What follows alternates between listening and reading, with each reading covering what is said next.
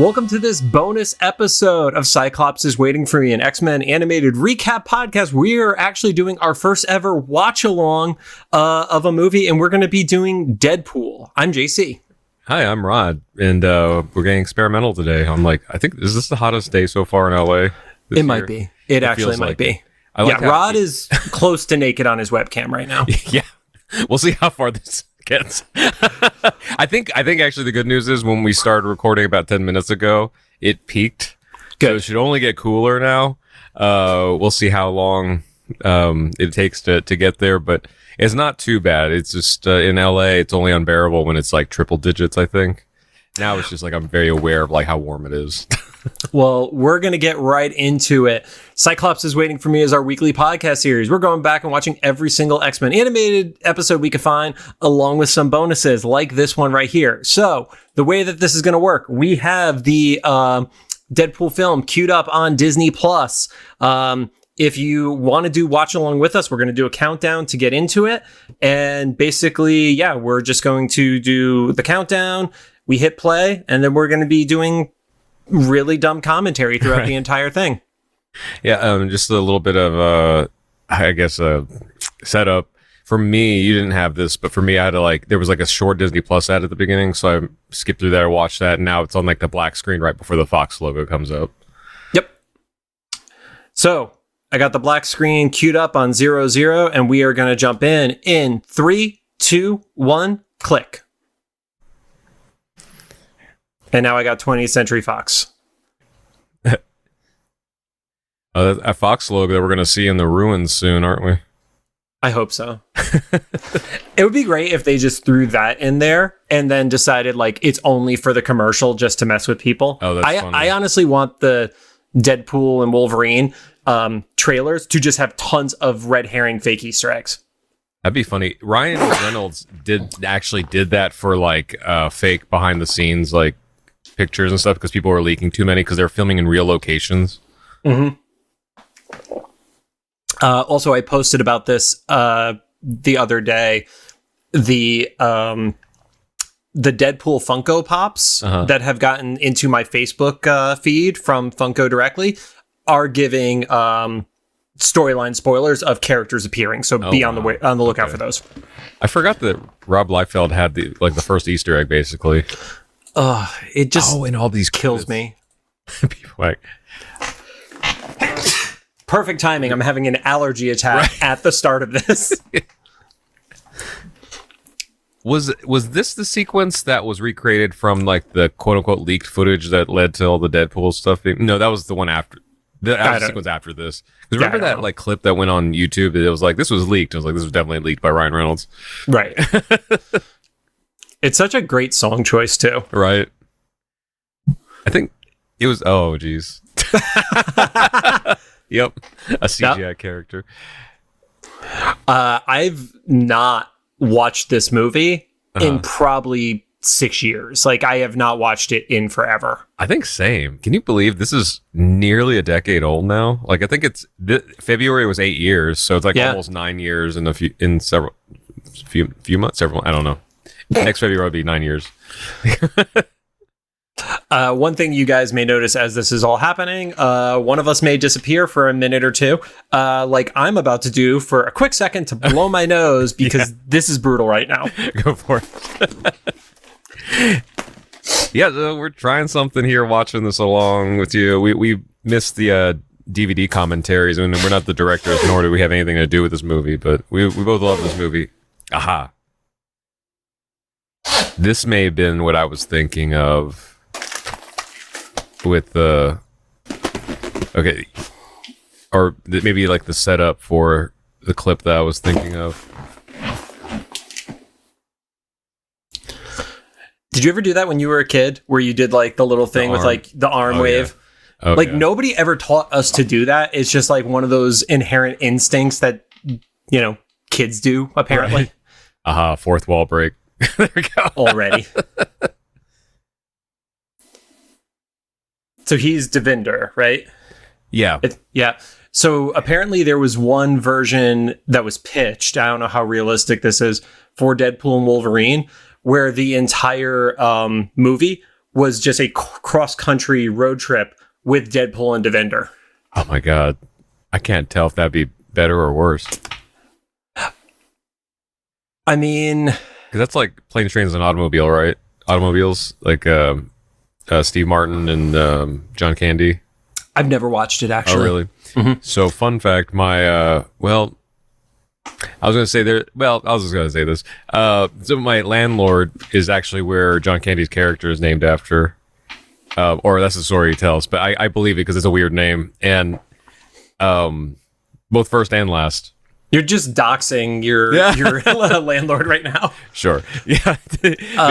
He was a bartender in Hollywood at the time, and the screenwriter was like, "What's your name?" And he told him his name. He's like, "That's weird," and he named John Candy's character after him. So, but anyway, I mentioned that because I feel like every buddy road trip comedy is based off that since then.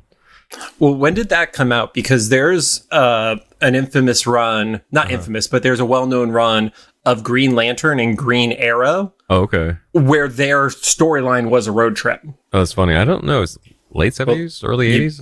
You look up one, I'll look up the other. Okay. Look up Planes, Trains. Yes. Oh, yeah, the reveal. I like how they cut it so it almost looks like that guy was Deadpool, except we all know it's Ryan Reynolds. Well, that's a hell of a headline from Comic Book Resource. Green Lantern and Green Arrow's hard-traveling stories ended with a crucifixion. Oh, geez. So Planes, Trains, and Automobiles... Oh, wow. Planes, Trains, and Automobiles came out in 87. Oh, this was in the 70s. Oh, nice. Yeah. So it probably wasn't the same... It's basically the kind of trope where two people don't want to be on a road trip together, they're forced to, or like one of them who's the comedy relief wants to be there, and then the straight guy doesn't want to be. Right. But then they end up like loving each other at the end. Like that whole thing was based off like the Planes, Trains. I feel like both of these guys are dollar store Jason Stathams. Right. Man, Jason Statham, he was just in something Beekeeper. I need to watch that because I miss Jason Statham movies. Because he's just been in Fast and Furious movies, and that's been it lately. Oh, well, I guess I've only ever seen Fast 9 and the first one. You've never seen any of the other Fast and Furious movies? No, I saw the very first one on repeat because my college roommate would play that on loop when we were living together. And then fast forward to like right after the lockdown ended, our mutual friend Mike rented out a theater for Fast 9. And I was like, I've never seen any of these. And I was warned of how, crazy they get. And my friend Andy Loud was with me. And I think Ruth Ann was with us and she hadn't seen him either. And we were like, what? It was just insane. Did this come out during... No, this came out like at Valentine's Day, right? I think this was the sequence. Okay, this is the third time I said it, and this is actually the sequence. Probably a different song, but... Do kids know this song now? Like, is this... Like, you're on TikTok way more than me. Like, do they actually know this song? I don't know. It's weird. It's always a crapshoot of what, like, younger generations know. There's the formal fourth wall break. There you go, yeah. It's actually... Jesus. Oh, that's gonna come back. Oh, there's gonna be ball fondling in Deadpool Wolverine. Yeah. Well, I'd forgotten that he had been referencing Hugh and Wolverine like right from the get-go. Oh, yeah. In the song again. Okay, so I was half right. That opening credits thing. Yeah, because it's the flashback to this moment. Yeah. But it wasn't the same. Now this is the... What a I gotta say, the CG in this looks way better than Moon Knight. Right.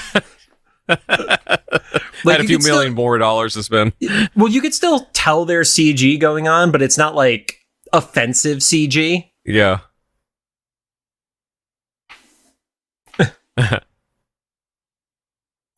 Those touchscreens are not that responsive. Right. You actually have to have blood in it for it to register. Yeah. At least he didn't get shot in the dick. Right. Like... Oh, there was some of the rubbery CG. Never mind. Yeah.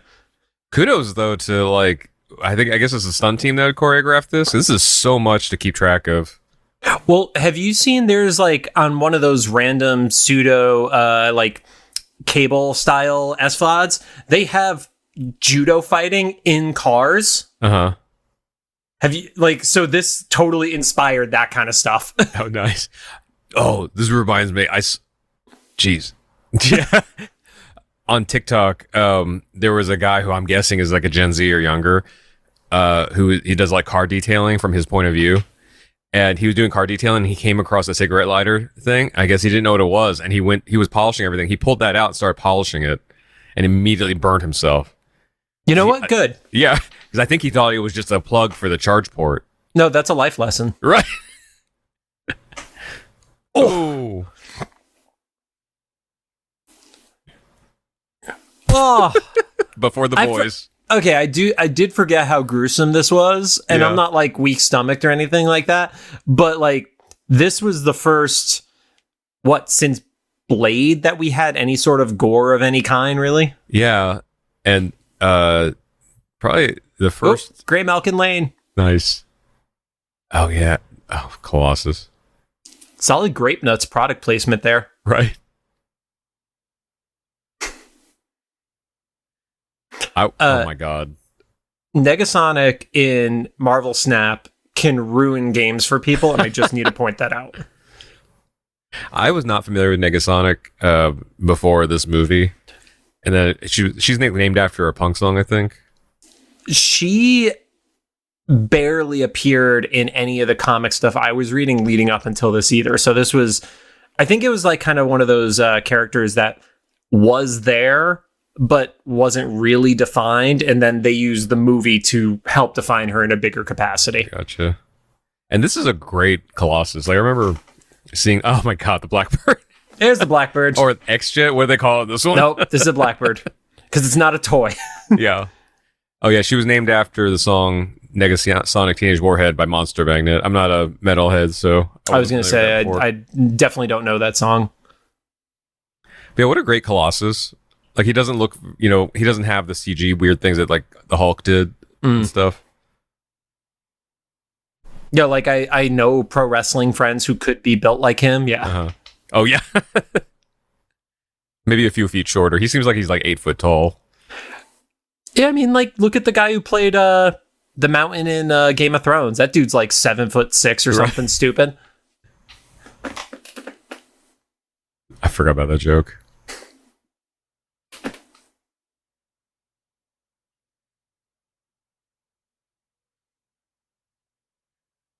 I've seen some Arsenal people like react to this scene and be like, they were impressively keeping track of ammunition in this.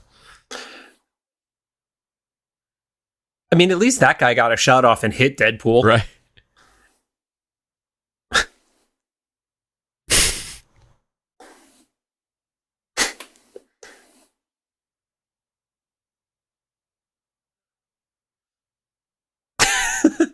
The level of swearing is just great. Like, just doing the combined swears. Yeah. It's like, oh, shit, fuck.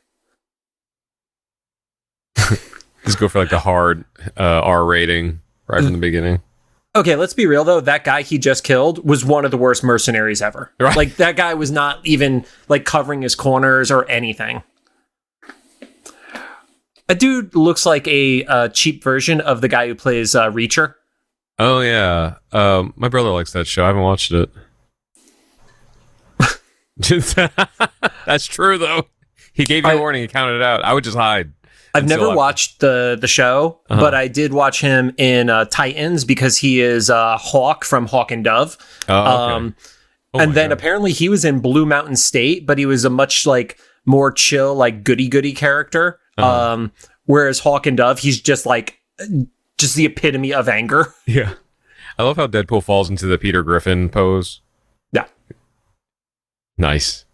See, that's kind of a Jason Statham moment from like Shoot 'Em Up.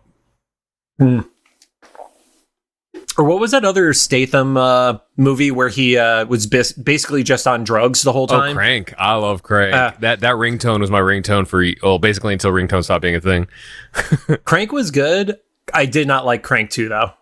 I don't know if I remember Crank 2. So it literally picks up at the end of Crank 1. It's Maybe like one of those like 30 seconds later scenarios. Maybe I did see it and I just forgot because it was that. It was bad. Yeah.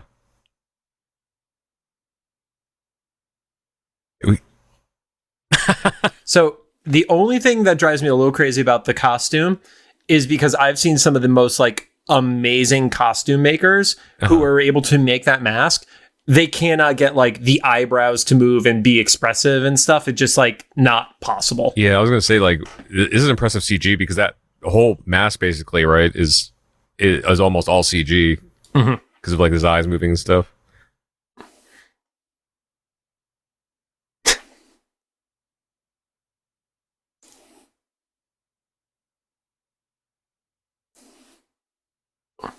Jeez.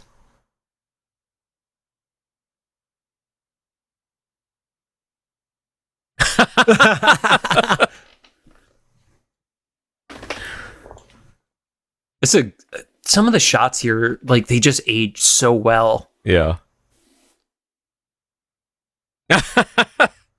Some of the best love stories start with a murder should be somebody's Tinder profile. Right. That should be one of those cross-stitch doily things, you know, that go on grandma's wall. I mean, I don't have that kind of talent. Right. Our friend Ali Spagnola does. She made ones take your fucking shoes off. That's true. Man, this is the most 2000s outfit. But the guy's wearing an Affliction shirt in like 2014, so it's like really just behind on everything. Wasn't this a reference to Ryan's TV shows? Like, was it Two Guys something in a pizza? Two Guys, a Girl in a Pizza Place. Yeah. Which then became Two Guys and a Girl. Oh, I didn't know that. Yeah, which made it sound creepier.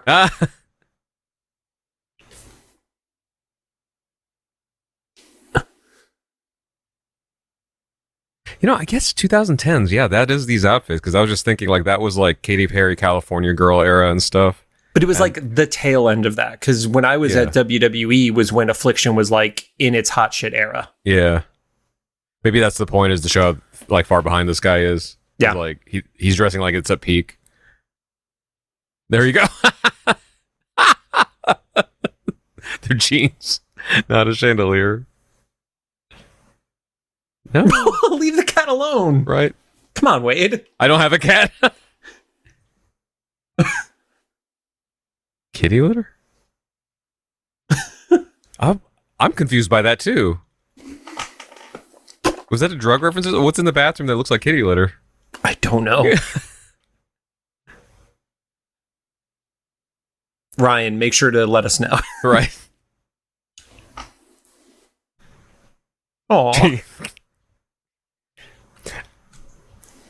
I like how at this point Deadpool is basically Van Wilder. Yeah, it's Van Wilder if he didn't finish school. Yeah. God, I loved Van Wilder. I don't know how well that movie ages, though. No, even when I was late watching it, even when I finally did watch it, I was like, ooh, this was a product of his time. Like, I enjoyed it, but that's probably a decade plus since I watched it. Yeah. I guess that was the point, was he was the douche, so you're not supposed to like the things he does. I don't know, he's kind of the hero of the movie, so. Yeah, well, I guess it depends on like how his character, like what he does, like after he's kind of redeemed. But I think at the beginning, like he's not the guy or whatever, or he is. I don't know. And those glasses, everything.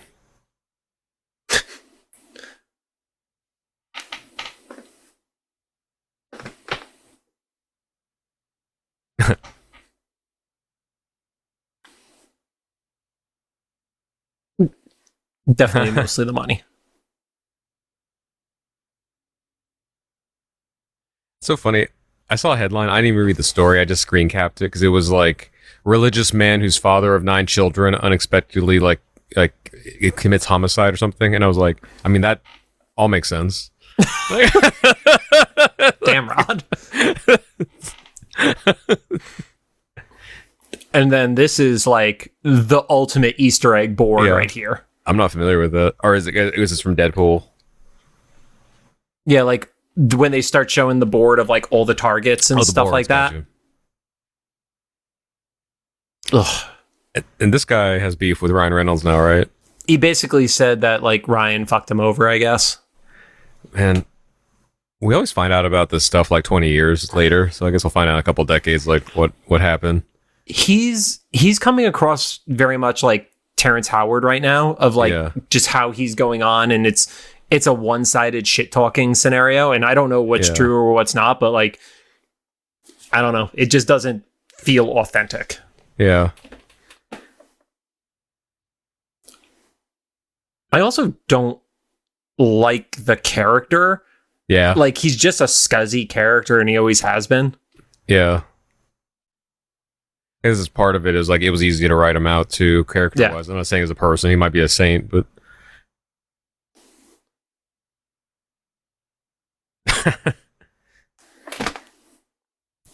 I used to serve those when I was a bartender. Really? Oh. Never did that, though. Yeah. It was a new stool.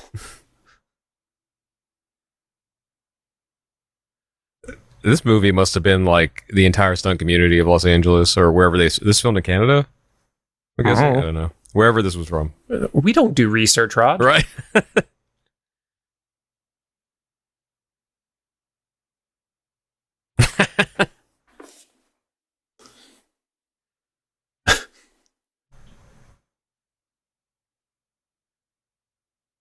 Dun. He said the thing.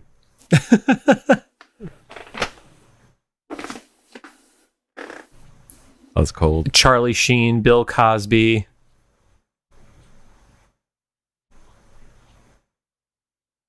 Oh, both those things came true. One in real life and one in the movie.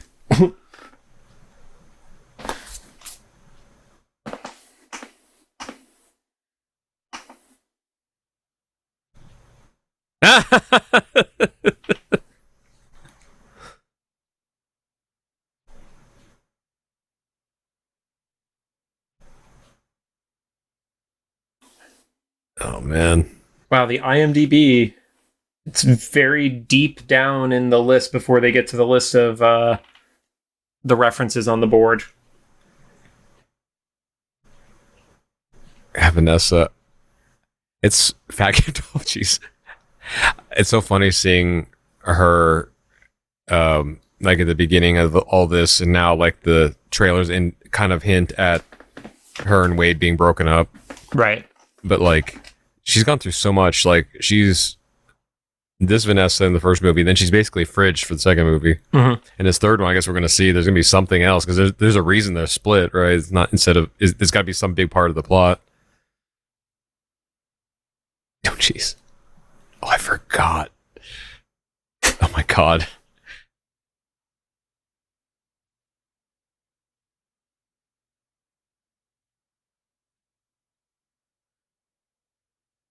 Is this called trauma bonding? I think, like, but it's like but different. Like, it's weird because yes, the wording, yes, but like not. It's trauma bonding, but not their traditional definition of trauma bonding. Yeah. It's like trauma foreplay.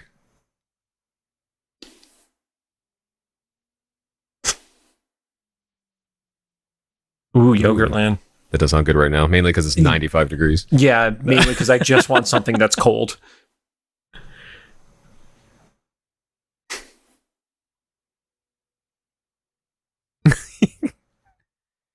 That's what we're all thinking. Like, if that has been swiped through the machine at least twice at this point, that's fucking gross. Yay. Everybody does love skee-ball. Yeah. If somebody doesn't love skee-ball, then they're probably a broken person. I was walking through the VidCon Expo floor when they closed it down for creators to go visit with our mutual friend Mike Prasad. Yeah. And we saw like this big purple castle. And we were like, why is everybody around that? And we got skee-ball. up to like, it's skee-ball. And Mike was like, yep, everybody loves skee-ball. It's just like the first thing you say when you see skee-ball. Like, everybody loves skee-ball. Okay, those tickets will get you like a plastic ring. No, those rings are too nice for those Voltron rings. Yeah. Well, I mean, like one of the spider rings.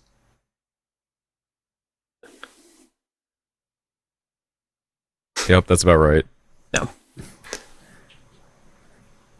I've definitely seen those Voltron rings at Comic-Con. Nice.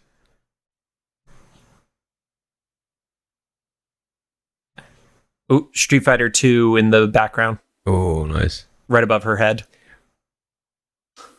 So I thought I remembered this as being like a joke, but I guess she really was an escort in this first movie. Mm. Oh, year.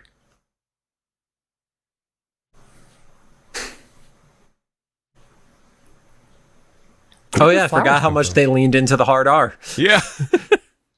Oh, it is Valentine. Okay. Okay, so they're dating by this point. Okay, this is a montage of time. Yep.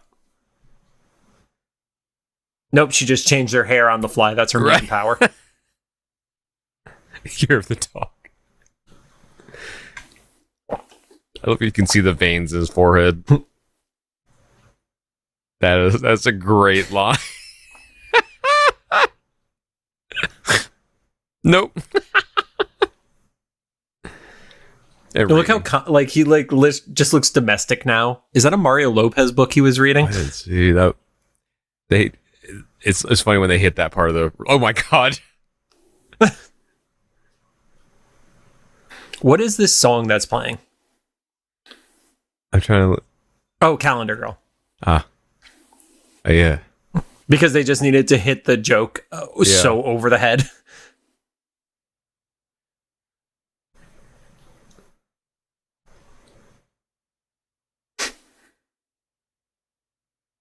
Jesus.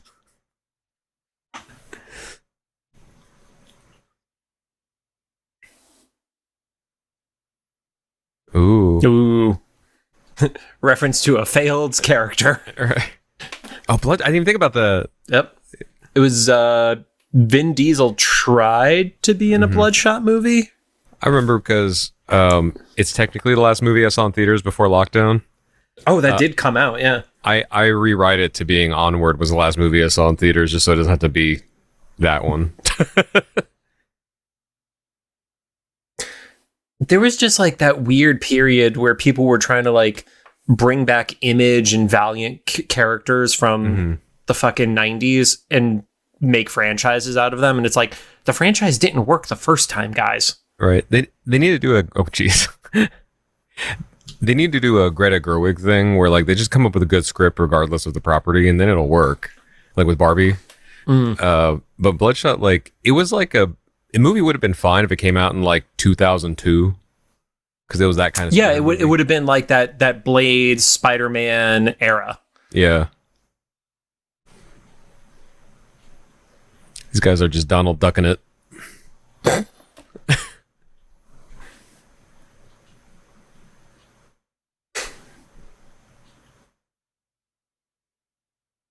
She out-nerded him.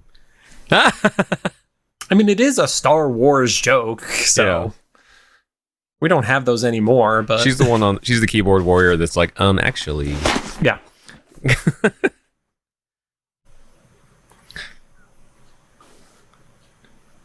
His ass is just all over this movie. Right. I mean, it's toned though. If I had a butt like that, I might show it off too.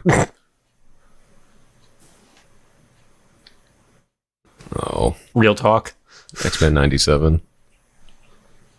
Man, fucking abs, man.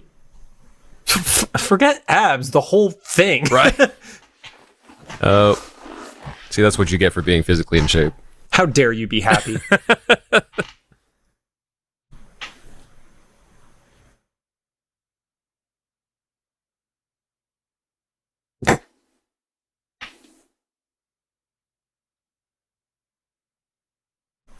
I know no doctor can actually say because of HIPAA, but I'm kind of curious as to like when they give patients this news, does anyone actually do this? Be like, you're kidding? Because like, would they like that? That would be like the worst doctor. Like, yep, gotcha. You don't have cancer. Yeah, no doctor is ever going to give you that setup and be like, JK. Yeah.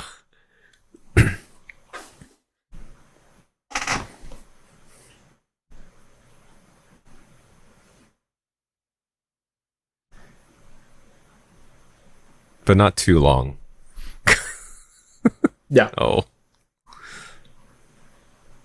I'm kind of impressed by this guy's body holding up his entire weight, because it's like, Wade's strong, we get that. It's just, the swords could be strong, but that guy's like bodily structure kept, up with the blades through him.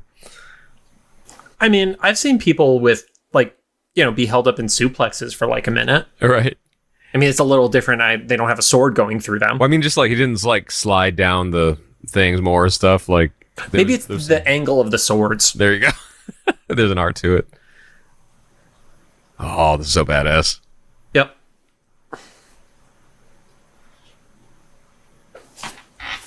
And this movie is proof that you could have such a like forgettable throwaway villain and still have a great movie out of it. Because nobody gives a fuck about Ajax. Yeah, I just remember all the Ajax soap detergent with Francis written over it, memes at the time.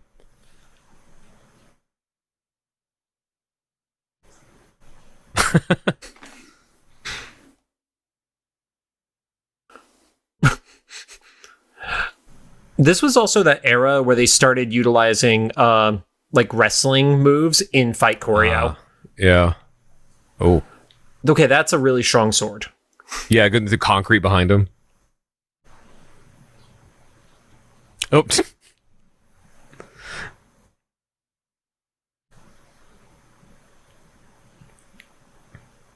He's like, still no.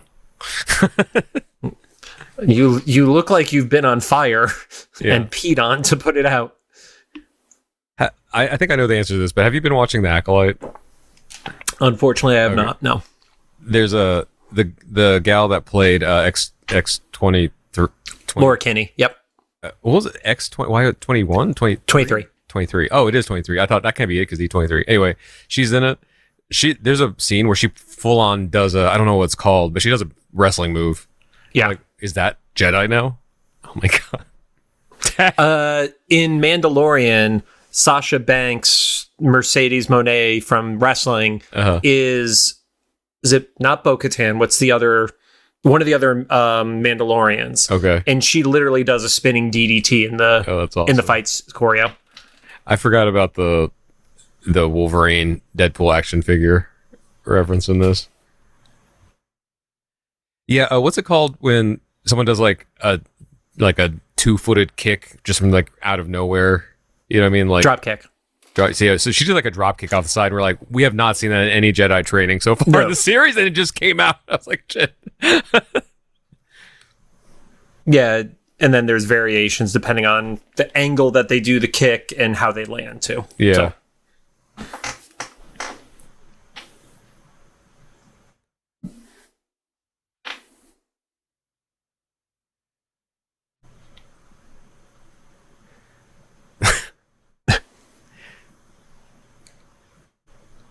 That would kind of be a fun show, though.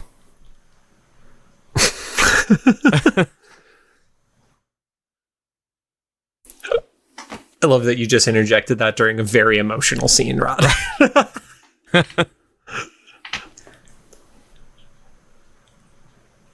It's funny watching it now for this because I'm paying attention to things I normally wouldn't, like the fact that he's wearing a rent shirt.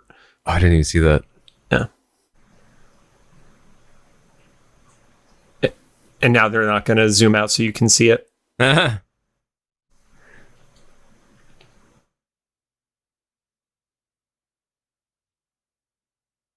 yeah. So romantic. Oh, one of the IMDb things was like, he spends 30% of the movie naked. And I can assure you mathematically that is not accurate. Yeah. I guess that maybe they meant like some sort of flesh you normally don't see in, I don't know. No, I think it's just literally one of those like people do hyperbole because they, want to sound smart. Yeah. If I ask for Patron, I don't want wheatgrass. Right. I don't know. Hopefully I never have to like think about this, but I think I'd always said like if I get like a hard terminal, like you have a 2% chance of surviving this kind of diagnosis, I'd be like, no clinics. We're just gonna max out every credit card I have traveling the world, or whatever and stuff. Bring a bunch of friends and stuff. Like I don't want to, because he pulled up with those pamphlets of like clinics and stuff. I'm like, that's not how you want to go. Like, sounds awful. Have you watched Three Body Problem yet? No, I heard a lot about it. One of the characters is dealing with that, and he's just like, I'm just gonna go live on the fucking beach, man. Like, yeah. like it obviously it all sucks, but like if you're gonna have something that sucks, like do it on the beach, you know. Yeah. You know what kind of got me started on that was when I was in college. I saw a movie that's even older than from when I was in college, Joe versus the Volcano. Never saw it. Oh, it's so worth it. You might I know it, but I've never seen it. You might appreciate some of the jokes more than I would, because I had a corporate job for like a few years, but you've been kind of in that world a lot in various capacities and stuff. And it's about like Tom Hanks's character, like working at a medical prosthetics company. I think they specifically make prosthetic testicles, and his boss is terrible. And I don't know, it's so. I like how you said funny. You've been working in that world for a while. Well, and then corporate. I mean, anybody that has like a corporate job. Okay, you got to specify when you say phrases like that, Rod. Yeah.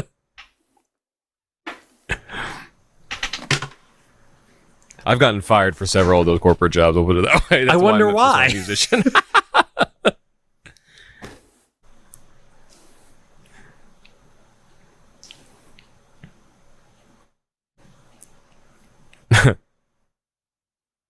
Oh, that.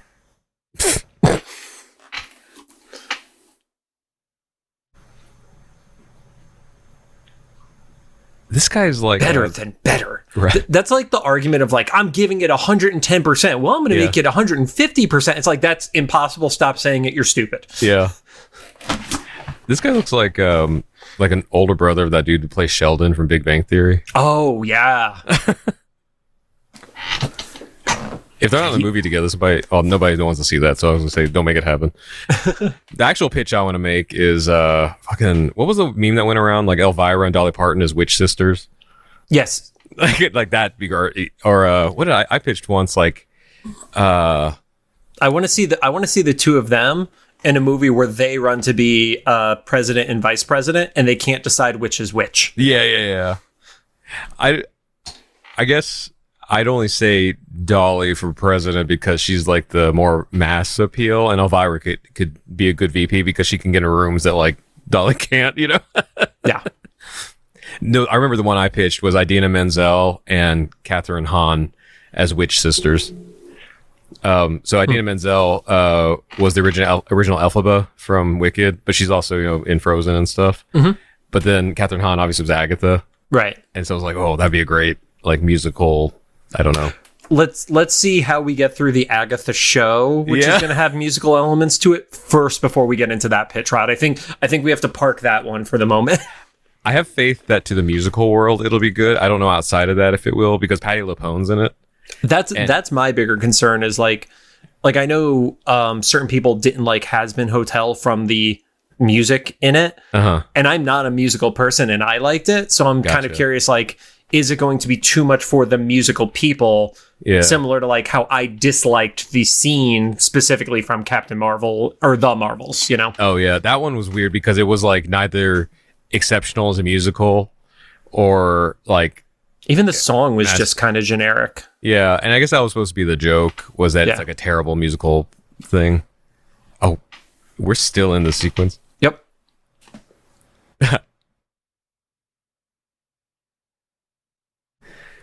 Or like your favorite after credits from Hawkeye. That was technically a really good Broadway sequence because like Mark Shaman wrote it, you know. But like as far as Marvel's, like what a weird thing to make like a full sequence. Well, and that's what we talked about. That wasn't actually the original post credit. They switched it. I still think that would have been way better because it came, obviously it debuted during Christmas. Yeah. If that was like a release on Christmas Day, like on their YouTube channel, and be like, Merry Christmas, everybody. We actually recorded this whole song. Yep. But they didn't want, the Tracksuit Mafia being eaten by a bird, apparently. Right. It's actually more terrifying just leaving up to your imagination. Yeah.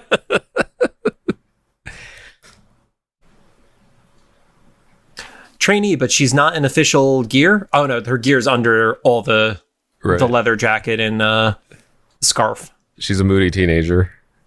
She'll follow the rules, but not. The hair flip when she doesn't have hair. Or him. Yeah, sure.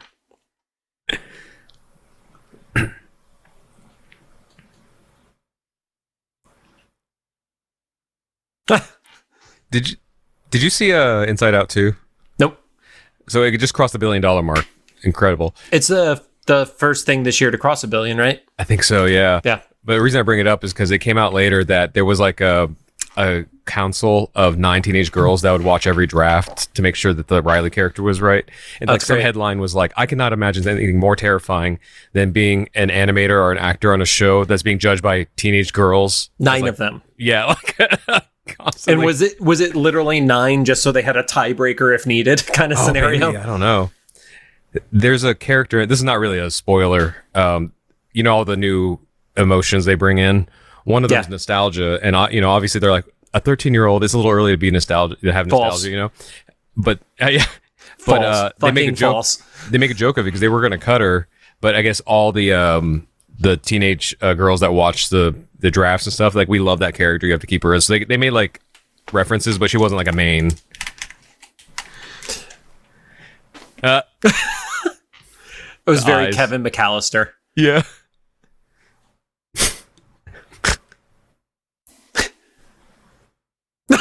Oh, he broke his head. Yeah. He just keeps breaking his limbs. This is like that, was it Spamalot? Dude, we have watched just completely different things in our lives aside from Marvel. It wasn't Spamalot. It was Holy Grail. Sorry. Yep. Still haven't seen it. But is that, you've probably seen the sequence. It's like, it's just a flesh wound. His like arm. Oh, I have seen off. That. Yeah. This is like, it feels like that.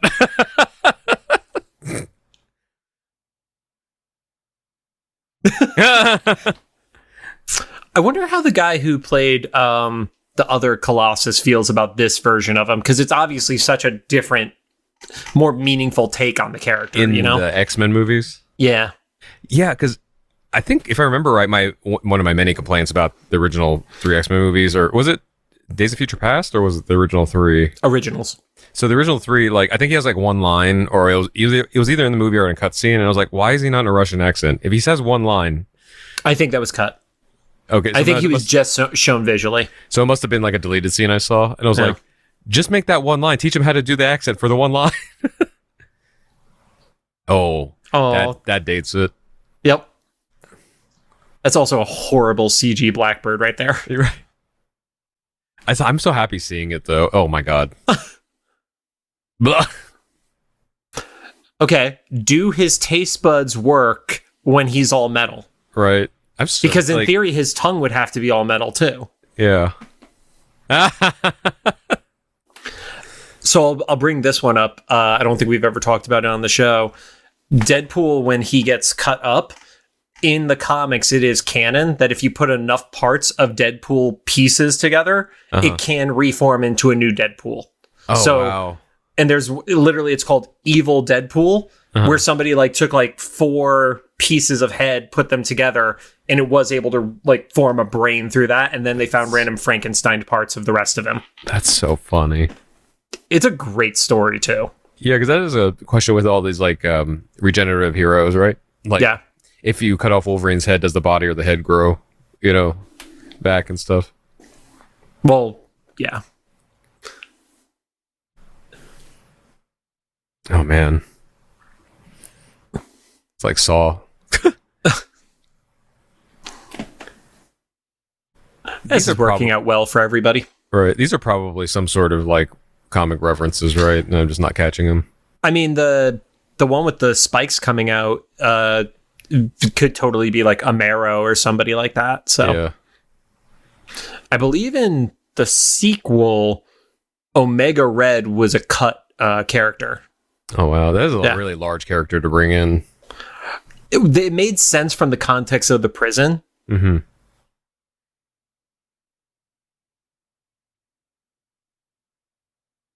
Ew.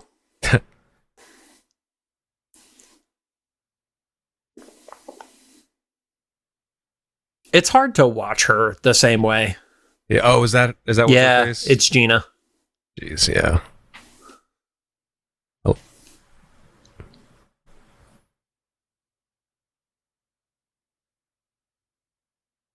I really don't want my doctor to be named Ajax. Right.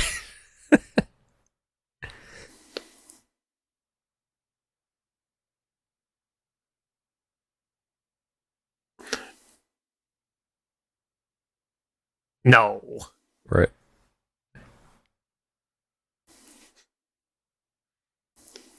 I'm trying to read what it says on those bottles, but I can't. This is like the dark version of the Super Soldier program.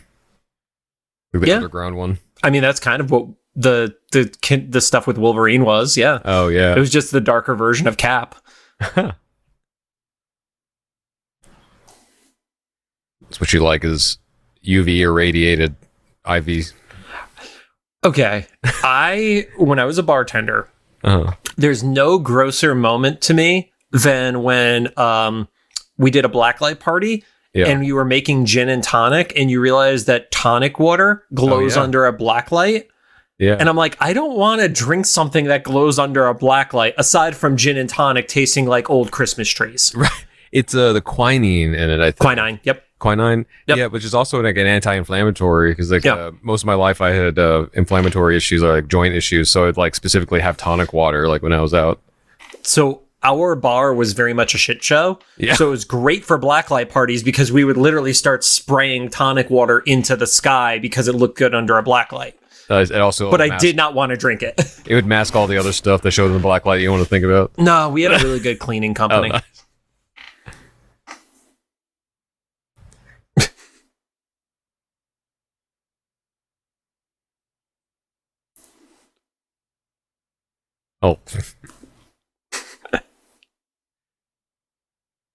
Oh. Oh. Well, that doesn't. Well, you were wrong, like, sir. It's like when you find out what Chapel Roan's like birth name is, and you're like, "Oh, I get." Are you familiar with Chapel Roan? Yeah. Just don't know the birth name. Her birth name is Kaylee, but spelled in like the widest Midwest way. You know, like Kayleighgh. You know, like. Yeah. And she's been like very vocal about like I don't like my birth name. Like, no, I totally get it.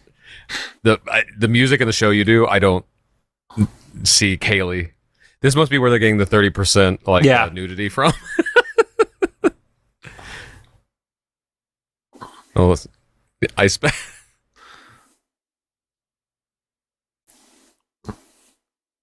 Why'd they cover his face at that point? Doesn't matter. Yeah, right. Just to catch the spit, I guess? Maybe. Or they don't want him to see. I don't know. I was going to say they don't want him to see who's administering it, but then they took it off at the end. Yeah. Yeah, I don't think it's like an executioner scenario where it's like, oh, you know, they don't want the bad vibes. It's like they seem okay with bad vibes. Right. I don't understand sports. I think he was talking about the WNBA. Yeah. Which now is more relevant than literally ever. Right. I forgot you don't watch this with captions. Mm-mm. Although I probably should because it is a commentary track. Yeah. Let's do that. Should put the subtitles in Spanish, see if I can figure it out.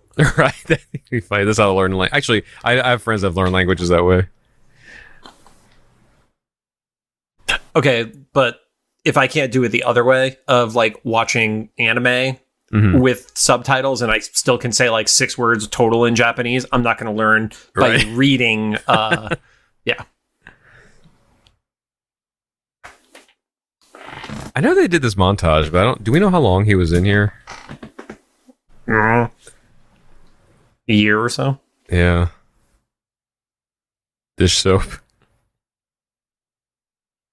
Who is Cunningham?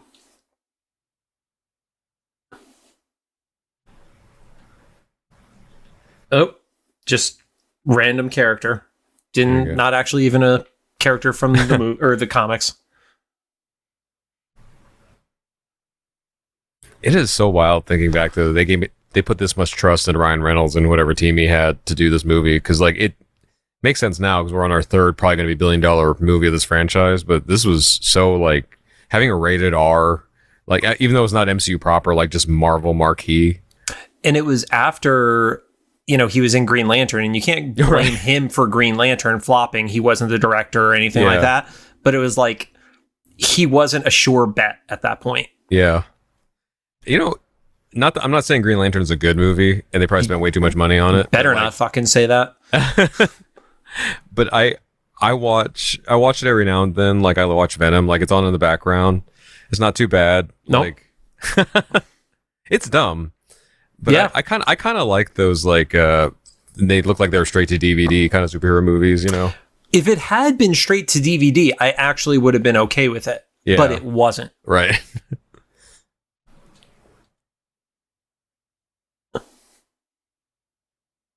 Rude. Well, if you're not hip deep in a hooker, you're not doing it right.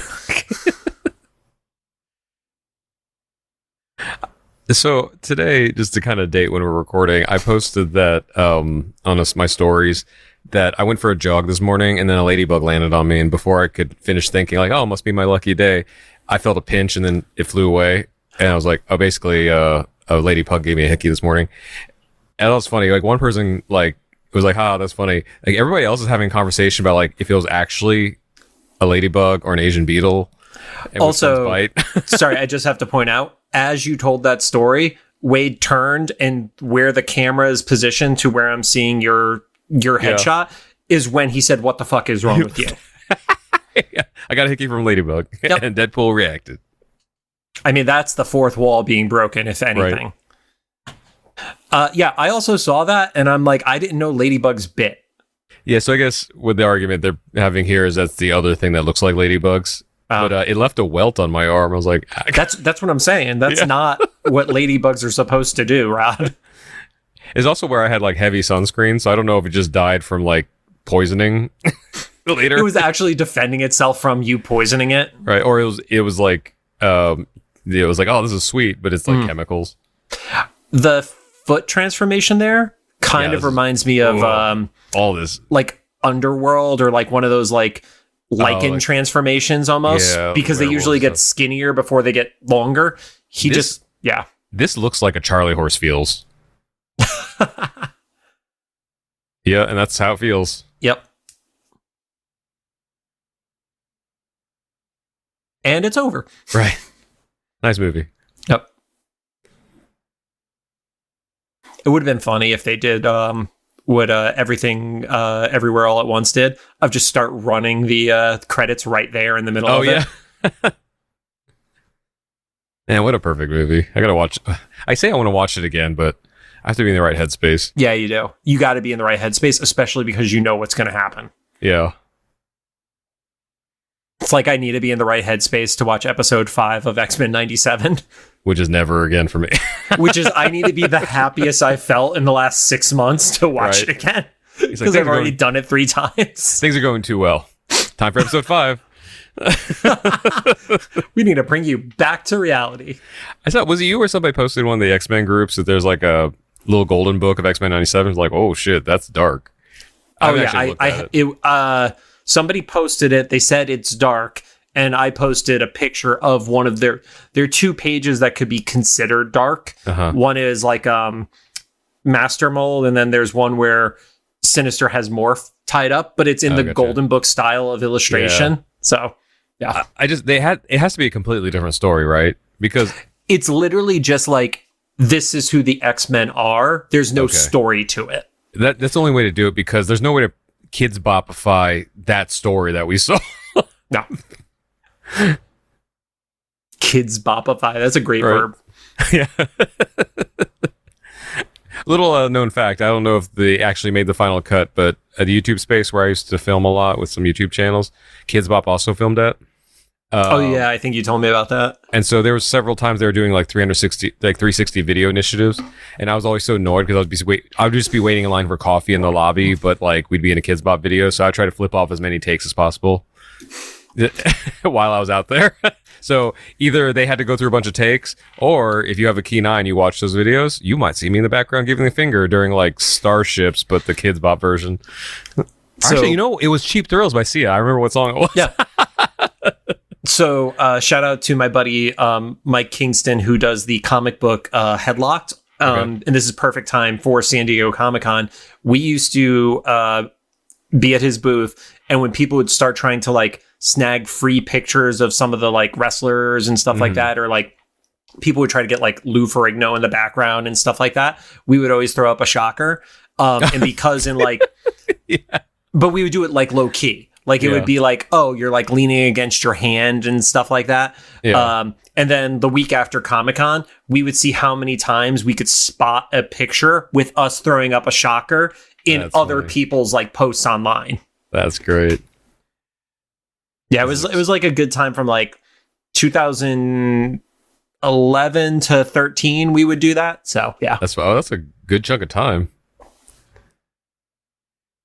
This is like a superhero trope, but it's like one that's kind of low key and you don't like realize it until you start talking about it. Like the tragic origin of a hero is like, this is like Weapon X, and, you know, Deadpool, obviously. Captain America had the same thing. Like, well, I mean, the Hulk is, you know, top 3, I'd say. Right. Dude literally got hit in a nuclear blast. Hot take. I still like the 2 Hulk movies. I know that's not a popular thought, but like, correct. Especially with the Ang Lee Hulk movie, maybe you don't like the style they did in it, but I don't want to. The only people I'll call out for that. Okay, this is adding to the 30% more. And more. So maybe they have a point.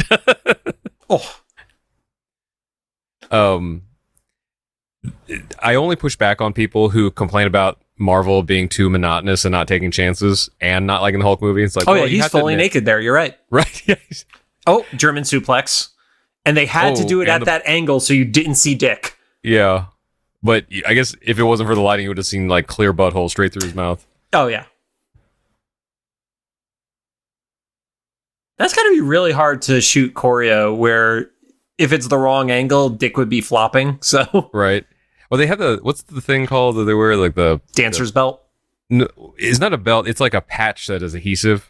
Yeah, it covers like the butthole to the taint. Is that what it is? Oh no, dancer's belt is when you have have the thing that just makes it so you can't pop out of it. Yeah, for like cosplayers and stuff. Which mostly ballet dancers. That's why it's called a dancer's belt. But every Comic-Con, there's always, you can tell any dude's first year there because they're in the Spider-Man outfit and they're not wearing one of those. And I don't even do that, and I know that you should wear one of those. You're around children. Yeah.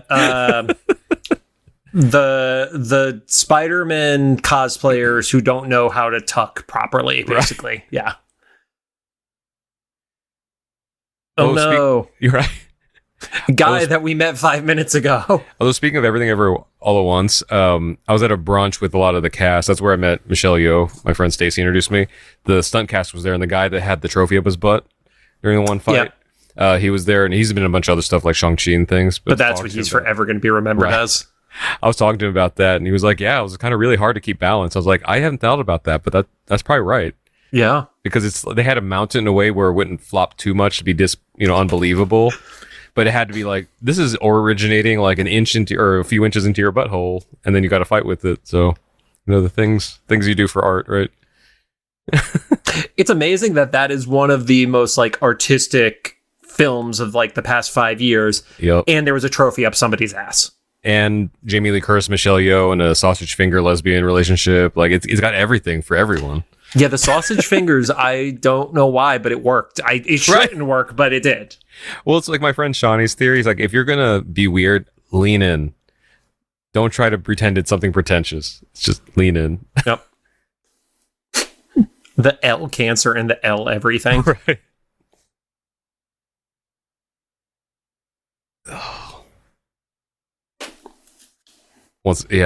Same thing though. Such a serious scene, but such a ridiculous circumstance. Mm-hmm. Yeah, does she just think he left her at this point? I think so, yeah. This kind of reminds me of like, there was a year that I thought me and my brother weren't speaking to each other. And then we realized that he had switched from iPhone to Android. He's back on iPhone now, but right. You know when you do that, the iMessage thing doesn't always deactivate? Yes. So neither of us were getting each other's texts for like a year. So you both thought you were like just not like speaking good for whatever reason. Good. That's healthy. The reason we started, we realized that was when he called me one day. Oh, this is on us too, that we never called each other. We just text each other. Of course. He called me one day because he was telling me that he'd proposed to his now wife, and I was like, oh, congrats. I didn't know we were good. And then we figured it out. We're like, oh shit, we're idiots. We are definitely related. We'll put it that way. I love how everybody is shit talking him to his face. Like, do you actually do that? Like, if somebody weird walks by, like, I understand, like, some people will, like, be like, shun it, but, like, do people actually say that when they fucking see each other? I guess it is like a movie trope, right? Yeah. Like, when you, like, in high school movies, like maybe things have changed, but I feel like kids would wait till like you're away to like talk about you behind your back and stuff, like not to your face. Standard toxicity, right? Standard toxicity. That has to be a metal band, or like a really bitchy cover band, right? I think really bitchy cover band sounds right. And their main song is System of a Down. There you go. And I'm done. Yeah.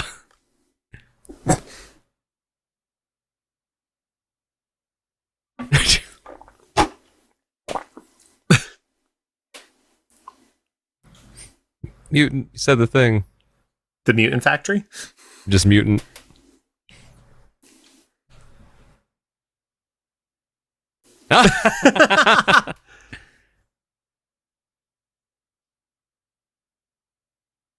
Wow. There it is.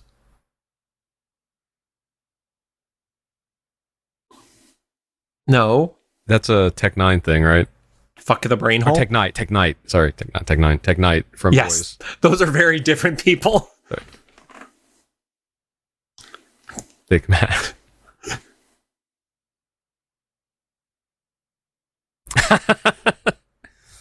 I mean, this is kind of like that scene that's in the Deadpool and Wolverine trailer where it's just like, it makes it really hard to eat with a mask on. And Wolverine's like, yeah, it makes it really hard to eat if you're not wearing a mask. Yeah. Scared Devil. Mr. Immortal would have been good if that wasn't already a character. From She-Hulk.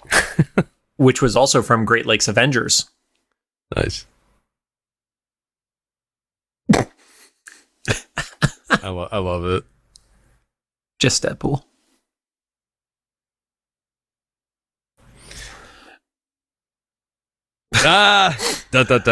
They did it. I love the current Deadpool comic right now, where he started his own like business, like taking really shitty assignments, and Taskmaster is one of his partners on it. Oh wow! And he's like, they're in the middle of a job, and he's like, yeah, I'm gonna have to charge you more. I'm gonna charge you by the kill. This is too much work. And Deadpool's trying to like have a relationship with his daughter. So, oh wow, yeah, he's trying to be a good dad, and he's just really fucking bad at it. I get that. Oh, Warrior Nun in the background. Oh, I didn't even know. My friend Tanji is the composer for that TV series. Oh, Blind Owl. Yep. Oh, I forgot that they made this a song. Yep. I know this will drive you crazy. I might have mentioned this during the regular episodes, but like I you know, obviously we talk about it a lot. I only know the X-Men really from the toys and the TV show. So Deadpool, I had the action figure and I loved the action figures. I remember the swords that would come in and out of his back and stuff. And he also had the one in his hand that was like the poke-in one. Yeah. Yeah. But I didn't know his character at all. So when he came in Wolverine and everybody was upset, he's like, he's the merc with a mouth. And I was like, he is? I mean, when he originally came out, he was very much just like a ripoff of Deathstroke and didn't say a lot. Okay. It wasn't until he started doing the team up with Cable in the comics that's when the personality really started to come out. That's why everybody's like, Rob Liefeld this. It's like, Rob Liefeld's version of Deadpool was fucking boring. Yeah. It was later people that it got cool. It's kind of like Stan Lee's X-Men. I don't think it was necessarily that Stan Lee's was boring. It just wasn't as good as what like Claremont and that crew would end up doing. It's just not what we think of as like X-Men currently.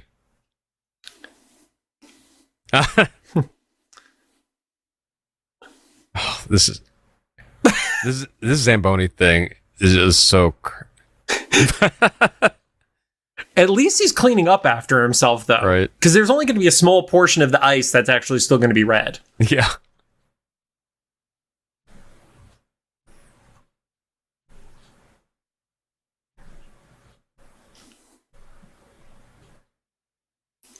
This is like Squid Games, like years before. He also gives off Agent Smith vibes from The Matrix. Mm-hmm. Like just that he has that Hugo Weaving head.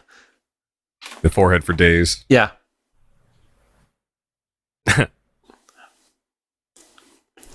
Well, that guy sucked. He shot his own partner. I think that's just the cannon fodder, right? The red shirts. Yeah. Because we were just before recording talking about the current season of The Boys, and like it's like any FBI agent in The Boys is like, why would you send them on this trip? They're not going to survive. Oh yeah, yeah. Like it's just got to be the easiest FBI to join in the history of anything because you're all disposable to soups. Right. No.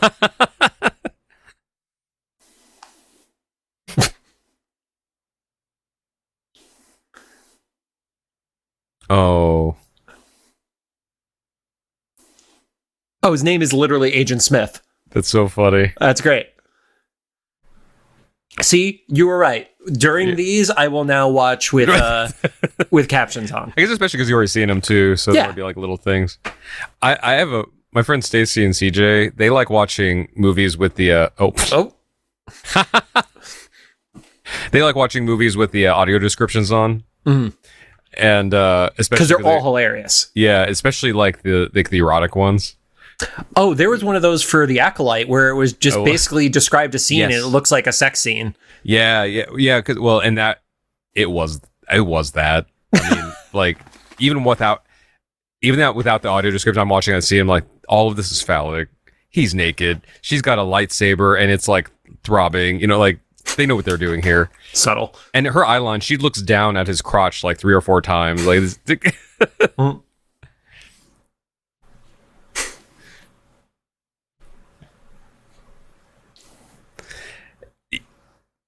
I actually wonder if there's like an internal like policy on the appropriate balance of Deadpool addressing the audience.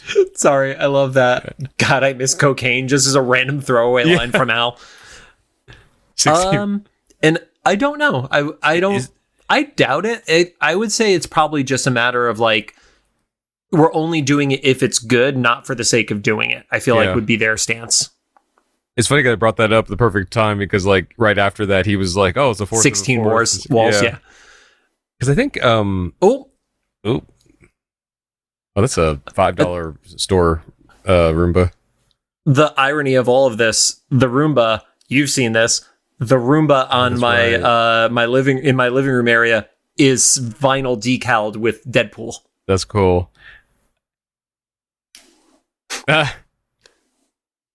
Oh.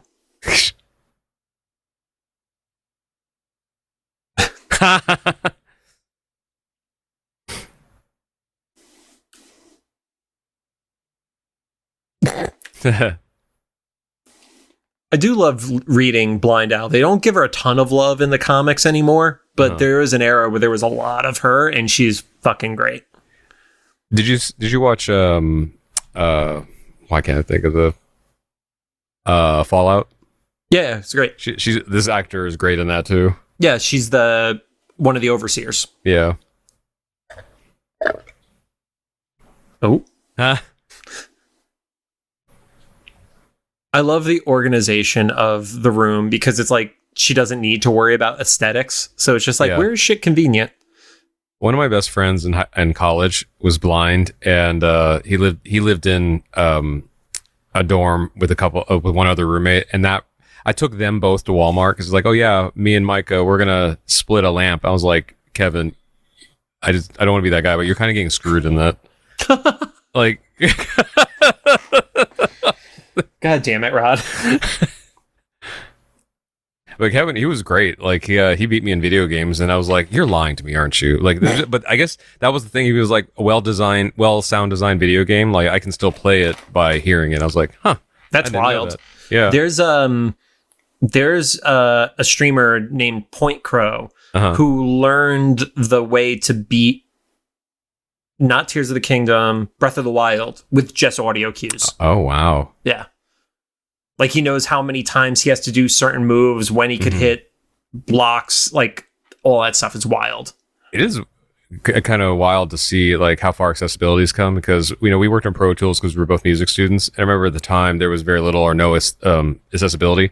So I just sat there with him some days and we'd be like, okay, he's just going to click. He's going to count how many clicks on his keyboard, like 16 clicks right, 4 clicks up, and that's the record button. And we spent so much time doing that. And he would just memorize that. And I can't imagine keeping all that to memory. Agreed. It is weird seeing her now and stuff. Like, she also looks different then too, like compared to like, and maybe it's just the hair or something like that, but she looks very different than when she was in Mando. Yeah, a little less bigoted.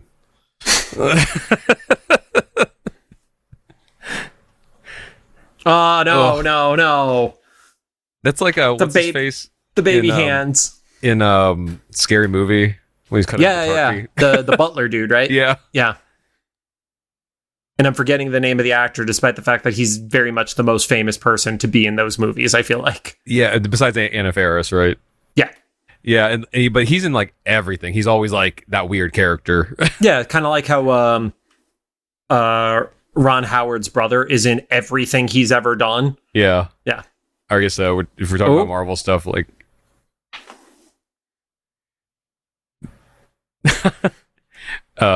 Sean Gunn in everything that James does. Yeah, but Gunn hasn't been doing it for decades like Ron Howard is. His brother got a lot of residuals by being his brother. Yeah. Although Sean might be getting better residuals just from the movies he was in because they're all bigger budget. Yeah, and there's a couple where he's like 2 characters or more, right? I think. There was one he was at least 2. Suicide Squad, I think. Probably, because they had to kill a lot of people at the beginning. Well, and he was also the weasel and shit like that. That's right. He was the motion capture, right? Yep. Oh, he was motion capture in Guardians of something too. Yeah. It's a shitty secret club to Lady Ajax in. Yep.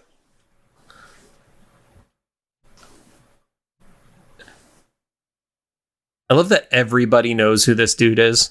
Yeah. And nobody's going to lift a finger.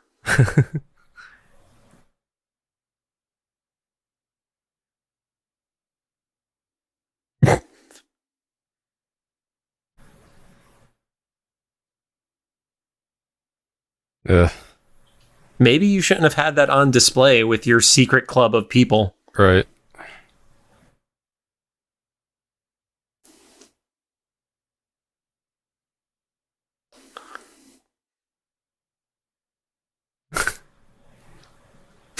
He wasn't that high up, let's be realistic. Yeah. He was just kind of on his tiptoes because he's already a tall dude.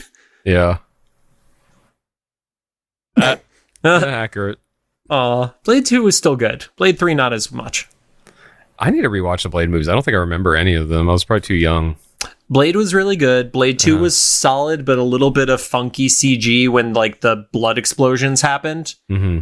And then Blade 3 was not good, but it had vampire Pomeranians. And Ryan Reynolds is in Blade Trinity.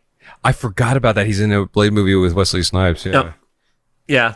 Yeah. This is also them embracing their hard R rating. Oh, yeah. They're like, and we get to show boobs. Yeah.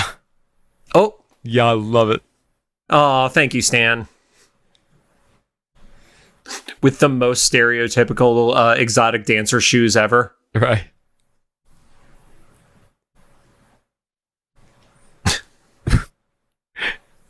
They're talking like they're from like the 70s. Yep. Stanley actually wrote the dialogue for this scene to give him shit like that.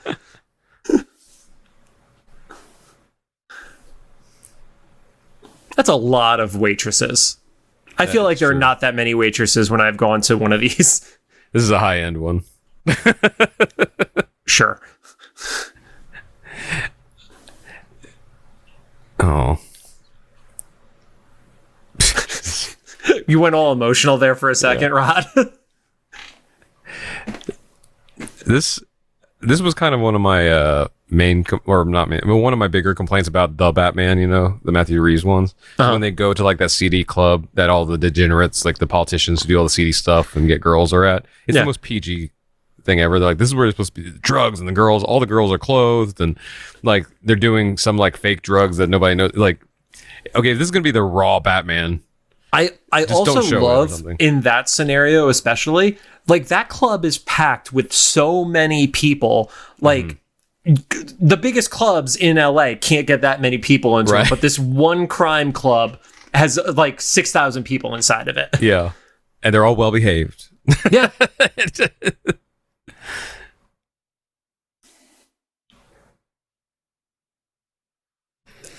I keep seeing actors, and I don't want to insult them, but I just like keep thinking like this is the dollar store version of, and that feels like dollar store version of Casper Van Dien. I think I know what you're talking about because he looks like somebody. Johnny Rico from Starship Troopers. Yeah. Also, Tarzan. I don't know if I saw. There, right after Starship Troopers, there's a Tarzan movie. Gotcha. She saw him. It was not good. And I don't blame him. It just, we didn't need a Tarzan movie. Always rain.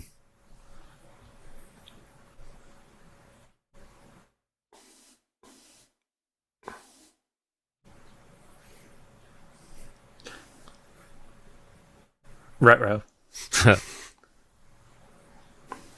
I don't know about you, but in Punisher, I had Jigsaw spoiled for me because I looked up the name of the character when he appeared on screen for the first time. Yeah. And I was like, fuck, goddamn, it's Jigsaw.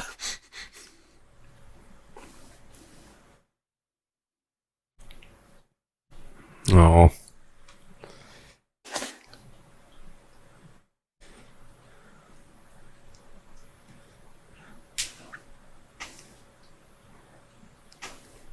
What's on her purse?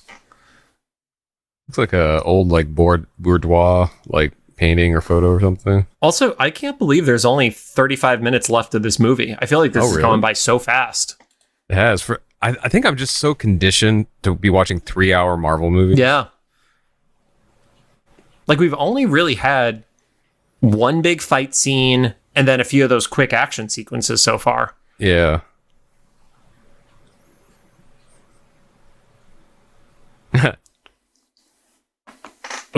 Rod, I will be back in 30 seconds. Be entertaining. Go. Well, now you're stuck with me. Oh, look, it's a poop emoji.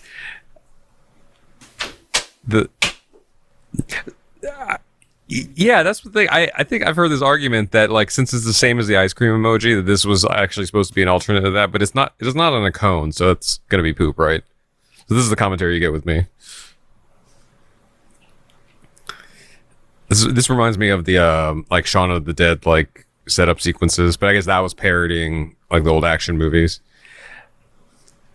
Blind Owl. There we go. This is the first Hugh Jackman reference.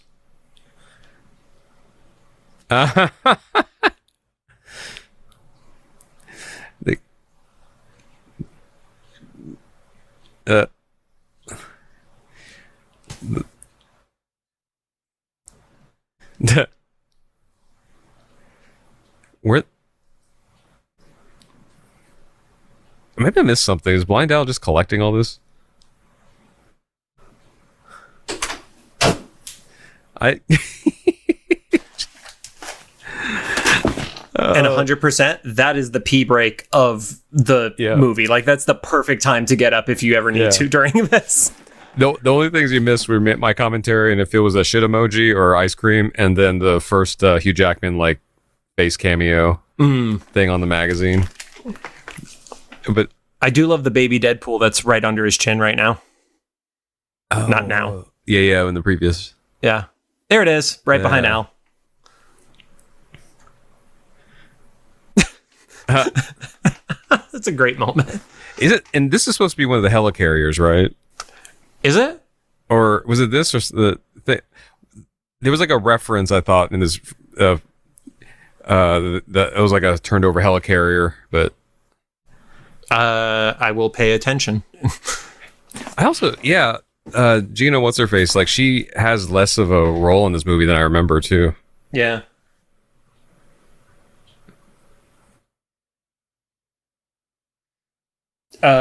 Weirdly enough, only speaks 4 sentences the entire movie. That tracks. I was literally just flipping through the iPad for random facts, and that was the one that was there right as you said you thought she had a bigger role. Well, and that was kind of my argument before is like, you're entitled to your own opinions and stuff, but like, to me at least, she wasn't that great of an actor to begin with. Yeah. And so just not enough to like care. Yeah. Just 3. I also like fuck your old for the Alien 3 reference. Yeah.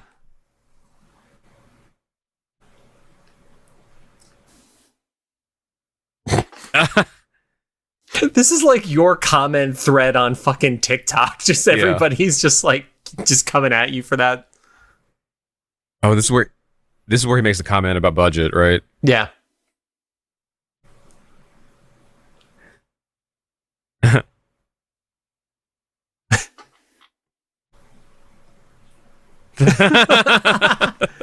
Love it. So it's the second movie where First Class makes a cameo then. Where they have the door that opens and they're all there and then it shuts, yeah. Yeah, and he's in it less than I remember. I guess that was Deadpool 2 I'm thinking of. Probably. That Dopinder's in more.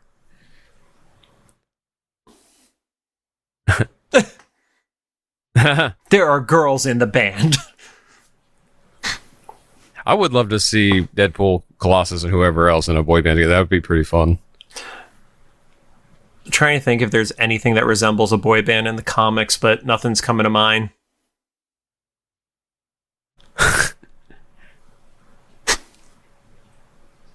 That was a boyfriend?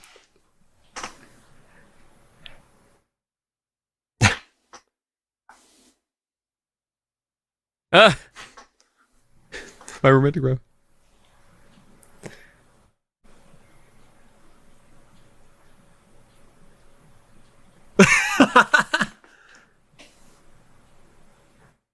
I feel like Colossus is not feeling very comfortable right now between these two things.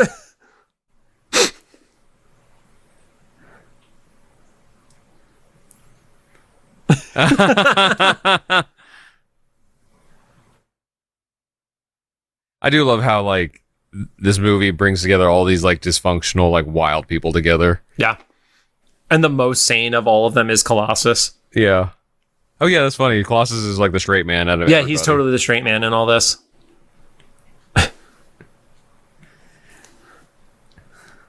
Yeah, chimichangas. I love just they embraced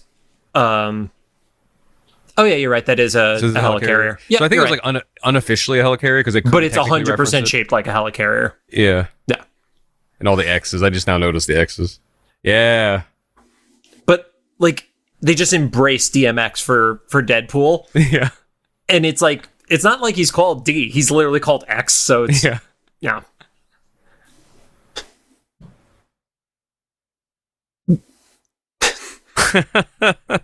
Mr. Pool.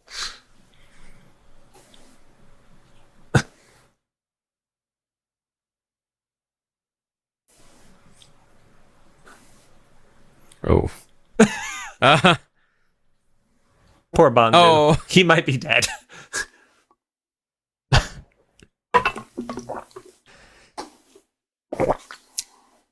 Maximum effort. I feel like that was one of the things that they put into the show, but barely would ever get like referenced in the comics. With a maximum effort.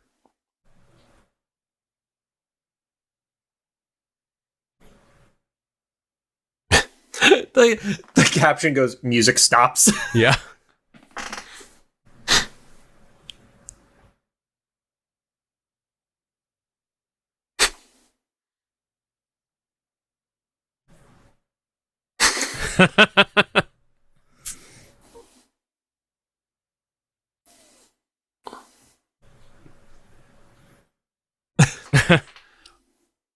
He's not wrong. Landing like that is not good.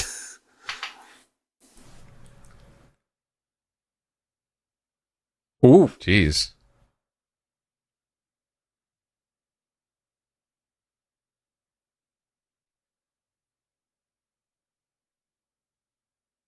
Oh yeah.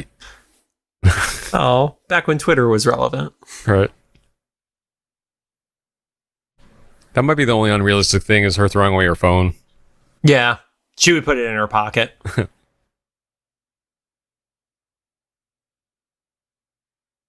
Oh, Jesus. Seriously. Okay, that line was just so she could get like a credit or paid or something, right? Yeah. Big tires. Ultimate weapons.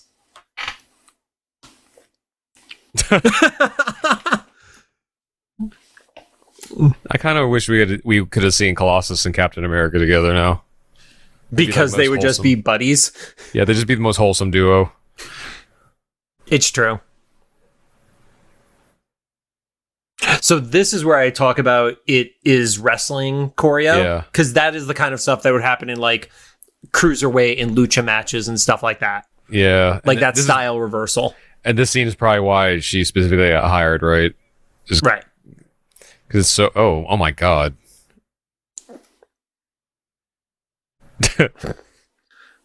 There had to be an easier way. You're right.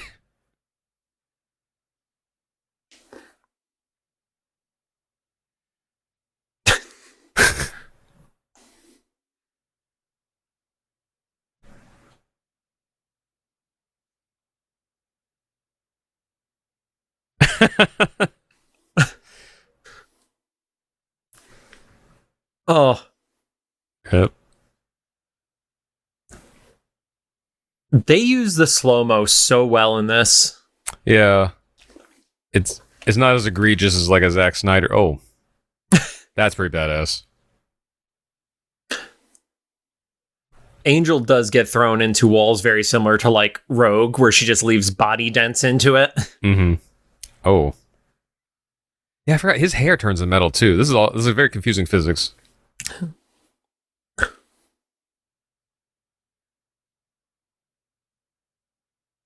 That was one of her lines. Growls. Right. Watch, they tried a bunch of other dialogue and they're like, she can't. This is just grunt here, please. You just can't deliver shit. I love how the audio clips for Negasonic when she powers up. I love that she's an X-Men who just murdered 2 guys. Right. That's like literally one of Charles's big no-nos, you know?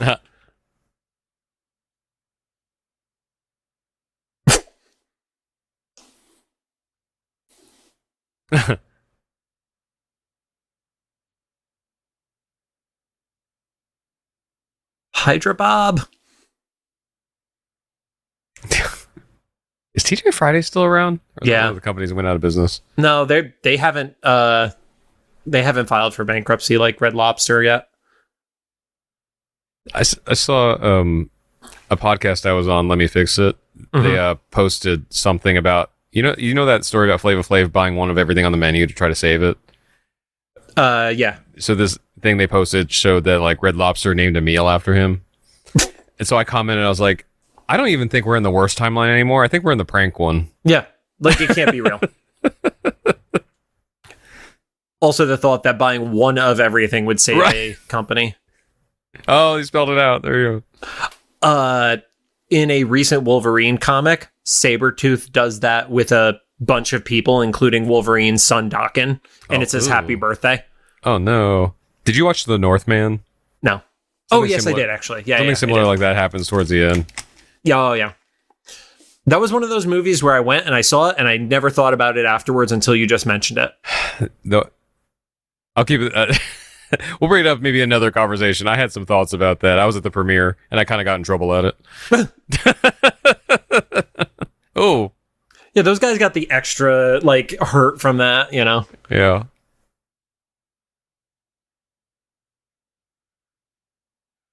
There's also, like, tons of gunfire and explosions and stuff like that going off in a major metropolitan area. Like, somebody would hear this. Right. Yeah, where is this supposed to take place? I don't know.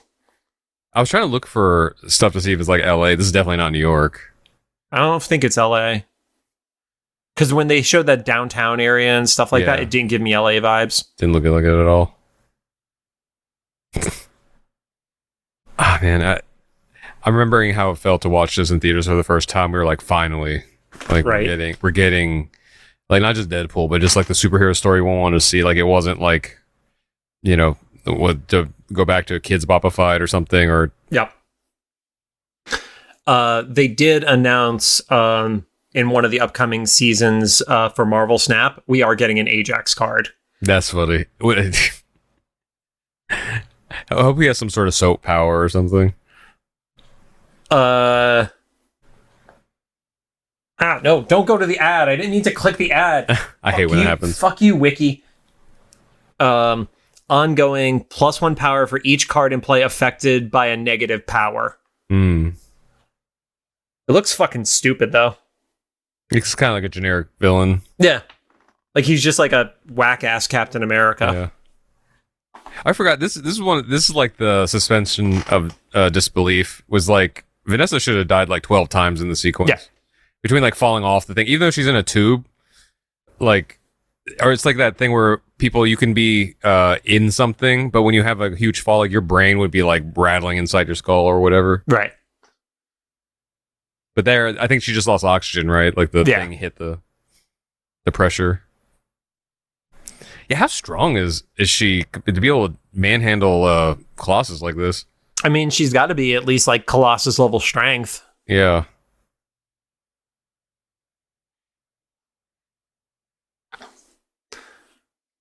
It's wild because he's such a generic villain. Yeah. Like Ajax as a villain is just so lame. And that just shows you how much Ryan and the Deadpool character carried this movie. Oh, yeah. I only remember it's not like Spider-Man with like Green Goblin. It's like it's a big character. Ajax is just like generic douchey white guy. Yeah. I only remember his name from the soap joke in Francis. Yeah. Like I'd forgotten how he looked like until we started watching this. Yeah. Oh, Yeah. You think we're gonna see her as Lady Deadpool? I don't think it's going to be her. You know, I think it's my prediction is going to be multiversal versions, and it's going to just be in one world. Wade was bored Wendy or whatever the fuck her name is. You know, and it's probably be like Blake Lively. Watch that. If he was smart, yes. Yeah, but watch it be Taylor Swift. I know that like everybody wants her to be Dazzler, and then he puts her in something else. I totally forgot about this. Oh my god, the boys ripped this whole concept off for Black Noir. That's right, yeah. And then also there's a thing in Gen V. I forgot how good the soundtrack is, dude. This is Chicago, right? Yes. Yeah, you're the inspiration. Yep. I love Peter Cetera's voice. Yeah, this was Chicago. Because there was Elite Beat Agents for the Nintendo 3DS. This was like the final song of it. Yeah. Oh man, them doing the tape sound right when the okay, there it is. It's like it sounds wrong. I mean, it feels wrong, like viscerally feels wrong to hear like out of key. Yep.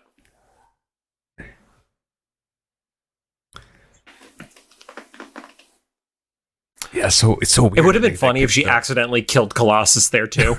Right.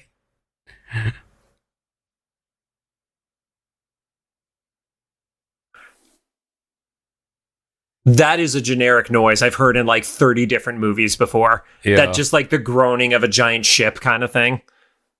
Wanda Wilson is Lady Deadpool's name in the comics. Oh, Wanda. Gotcha. Not Wendy, I was wrong. Okay, this is where she gets put back in the right, thing. This is where she would die, yeah.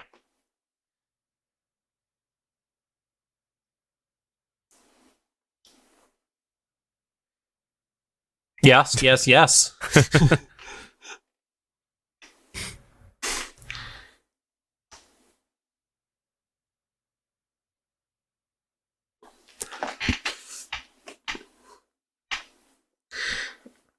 I love that they were able to move a destroyed helicarrier that had a giant hole in the middle of it over to this location while it was still like in one connected piece. Right. Like, I don't know how that happens. Yeah. Oh yeah, she's dead. Yeah, that's where she dies. The impact would kill her. It's like there have been these reels going around where it's showing like how strong a helmet is because the helmet doesn't dent. And it's like, no, the helmet is supposed to crumple to take the impact. Otherwise, you just smash against it. Yeah. Rumbling. I love when the captions like try to describe the music in detail and stuff. And it's like sad, melancholic piano music or ironically happy pop music. Do you think we're going to see her again in this third movie? At the very least, she'll be there for the the birthday opening party. Yeah. Yeah.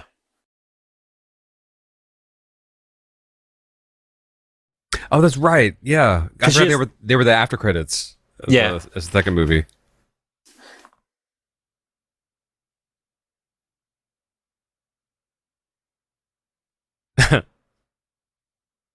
Oh.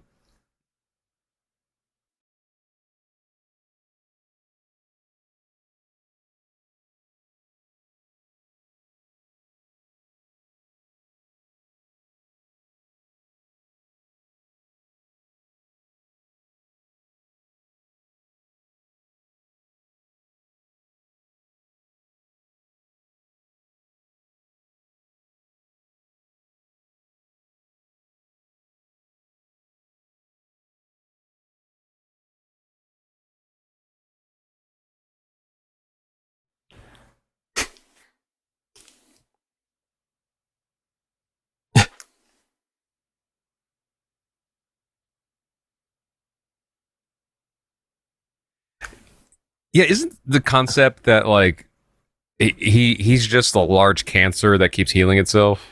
The healing factor is always going, Yeah. and that's why the cancer doesn't come back. Gotcha. Yeah.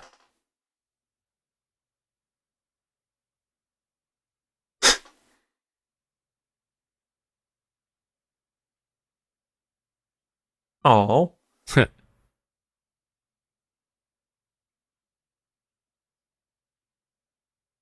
Oh, weird. Blind Al's. Weird Al's gun. Weird Al's gun. Yeah.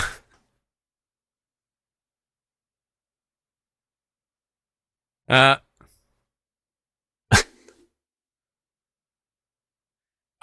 remember this part. I love this part so much. Yep.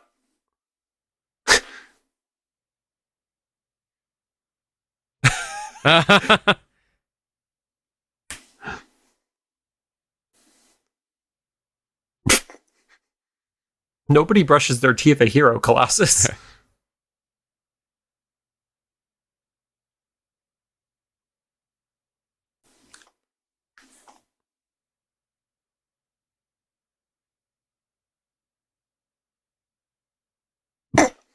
I love how the dude has a gun to his head and he's rolling his eyes. Yeah. He's like, just shoot me now, please. No, I don't want to hear this.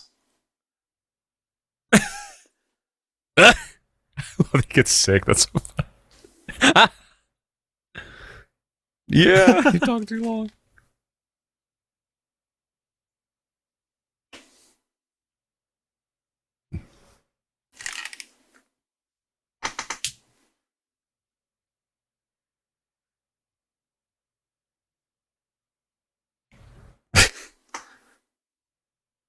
For a moment.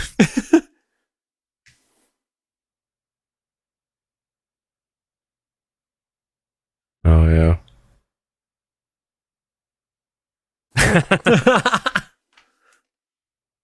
I also like how Colossus like just got right over that. He threw up and then he's like, okay, now I'm good. Yep.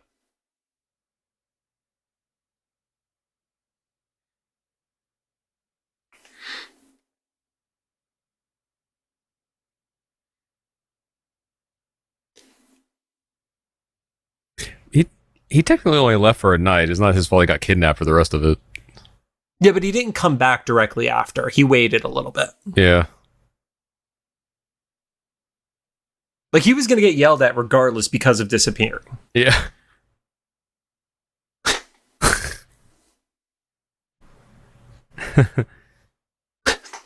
Oh no.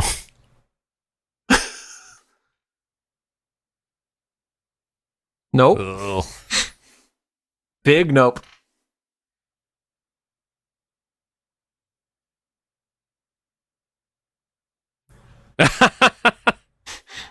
Still relatable. It's like, wow, you have a house? In the roughest sense. Right.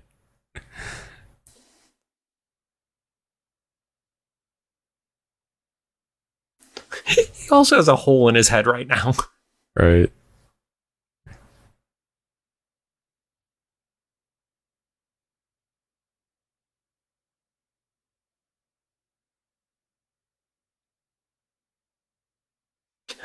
You're not going to like this.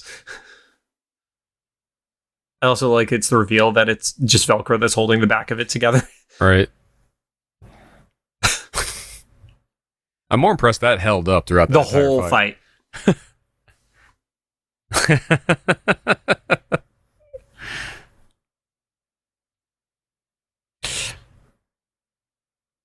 Oh, it's because it's stapled in the center. That's why. Yeah. Which is a hard callback in the trailer when his toupee is stapled on for Deadpool and Wolverine.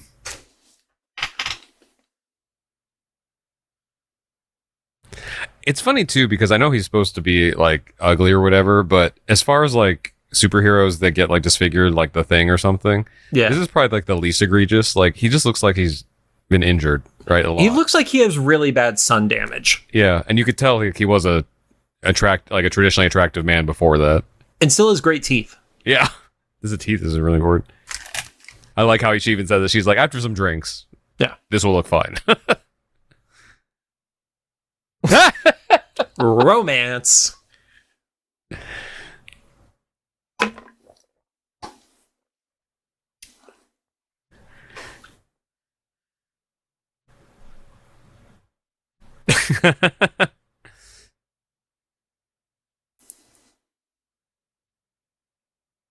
Yeah, seriously. Yeah. Like you're just staring and watching this whole conversation quietly from the side like a creep. All right. I don't know if I caught that the first time around. I definitely didn't. The Sinead O'Connor reference. Oh, maybe.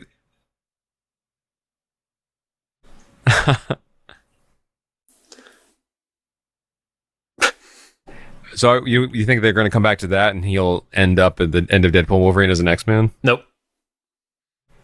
Him as an X-Man doesn't work. Or is that the joke? Is like it starts that way, or is that way for a second in there and then unravels or whatever? I think he aspires to be an X-Man at one point, but he's never an X-Man. The one time where he was fully an X-Man and not like X-Force and stuff like that, it just doesn't work. He fulfilled his prophecy of Boombox and Careless Whisper. It's better when there's a guy playing a sax off to the side. Right.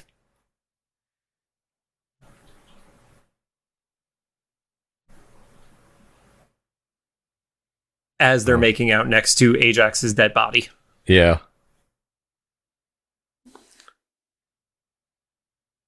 No, geez. It's such a contained movie by comparison to the next one. Yeah. Or any Marvel movie. Like I said, I haven't watched it in forever, but it's such a smaller breakdown of like the stuff that happens. There's only like 4 key scenes in the whole movie, really. Yeah. See? And then there's Deadpool running around with the saxophone and a Spider-Man reference. Cute. I think that's why I liked the toy when I was a kid, because it kind of like reminded me of Spider-Man. I knew he wasn't Spider-Man, but like he had like the same like kind of like clean design, you know? Yeah. I mean, there's like that whole school of heroes that have that very similar design. Like Spawn is Spider-Man with a fucking cape. Obviously the powers are different, but like that's really what his vibe is and why it worked. Deathstroke, very similar, you know? Spawn, you remember that movie? That CG? We will not be rewatching that. It's funny because Spawn was in MK11. Yeah. And he has one of the things where he summons, I don't know if it's supposed to be the devil or whatever, the demon thing. Yeah, yeah. And the Malbolgia. Yeah, even in, and I have the Nintendo Switch version. Mm-hmm. The Switch version of Spawn's fatalities CG looks better than the movie. Feature film in theaters movie did from the 90s. Yeah. I love if you go on Amazon right now, there is a 2-pack that is Deadpool, or sorry, not Deadpool, that is Spawn and Todd McFarlane as a 2-pack. Oh, that's awesome. And then I forgot, is there a post-credit here? No. I can't remember. Or is it post-credit? Like, is it all the way at the end? I don't remember. Yeah. I mean, we're going to just keep, oh no, it's a skip credit that's popping up for me. But yeah, but does that miss, I mean, I usually don't. I'm not going to skip it until it shrinks down. Yeah, yeah. I love this song. It's good. Rod, I think we did good with this. Yeah, we did a watch along. Hopefully this worked for you listening at home or wherever you. Hopefully you're not driving and watching a movie, I guess. I mean, here's the thing. I'll give full credit to the guys from the Fuckface podcast. They have done watch-alongs to random movies, and I've listened to them without having the movie on with me, and it's just kind of like it's kind of like just a general podcast that has a little bit of direction behind it. So I know psychopaths like Joe Russo will get to this point and be like, I didn't watch the movie either. Hey, John, stop shouting out my name for credibility in your podcast. You know? And now I really want the text message when we hit this point of it. Yeah. I was gonna say, if you were listening to this without watching the movie along with this, let us know if that like worked. This is kind of like new for us too. But I get what you're saying, though. I have a YouTube friend named Joe Scott, and I just caught up with him at VidCon, and I said the same thing. I'm like, Joe, take this in the best way possible. Like, I usually like watch your videos or your he's kind of like a cross between podcast and videos, like when I go to sleep. But it's not because it's boring, because it's like he's informative, but also I just like hearing him talk about things. And it's just like the way he processes things and stuff. Like, it's nice. It's like not so he's the jarring. opposite of how we are as human beings. Yeah. Got it. Okay, cool. Your cat is the chillest animal on the fucking planet, dude. Right, like she's great. just stayed hanging out this entire broadcast, and I got up from my chair more than she got up from your piano. Right. Yeah, no, she's I can't tell if it's like environment or what was the thing? Nature versus nurture. Yeah, because if I just got lucky from the universe and got like a cat that matches my energy, or if she's like this because we spent the entire first year in the same house together. Yeah, never leaving. Yeah. Well, I guess context anybody that doesn't know, like I got Lucy during the pandemic. So when I say like in the same house, like literally like I never went further than the driveway for almost a full year. Yeah. And that was her perspective. So I don't know if she got this like from me or a little both. Like I see some moments though, like the first earthquake that she went through, and like I actually felt like I was a little stoned and I didn't know what was going on. So she like looked up at me and I was just like, I don't know what's going on. And I didn't react because I didn't react. She just went back to sleep. And since then, anytime there's been an earthquake, she just doesn't give a shit. Yeah. And same thing last night, was 4th of July and fireworks. Like the first one, she was like, what's that out the window? And then after that, I was like, okay, well, there's just a lot of noise outside. And we're at like I'm like on a hill. So, like, we're at the level where the fireworks are setting off. Right. And she's still, like, just chill, but she's the best. You can't see it listening at home, but she's in her Dolly Parton shirt today. That was a compromise. It's 95 degrees. We can't have you in a hoodie, but... Yeah, you don't want your cat passing out in the middle of the day. Yeah, and I wouldn't know because she's already laying down all the time. I have to admit, though, like, I'm jealous that I have to work out, like, 5 to 6 days a week at maximum effort, and you can sleep 17 hours a day and basically be a ninja. Oh, and she just yawns. Okay. Yeah, and now we're on the soundtrack. Yeah, so this is the... Oh, yeah, yep. Peter Cetera in Chicago for You're the Inspiration. Yeah, I love Peter Cetera's voice. Oh, yeah, so they're in Quebec. Okay. Yep. Well, I mean, it makes sense. He is, Canadian. Yeah. Oh, this is with Premiere Pro. Pro. That was the first thing I saw, too. This Premiere Pro is how they edit this fucking movie. I know the guy who works at Adobe that does some of the presets and stuff. And he's like, yeah, they did this. He mentioned they did use his presets in Deadpool. Yep. Oh, that's right. I forgot about this post. The Ferris Bueller post. Yep. Yes, we are. No. I am home.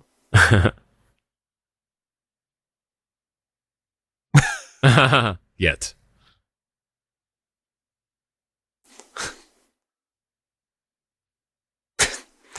I kind of expecting Nick Fury to show up now and right. Supported 13,000 jobs.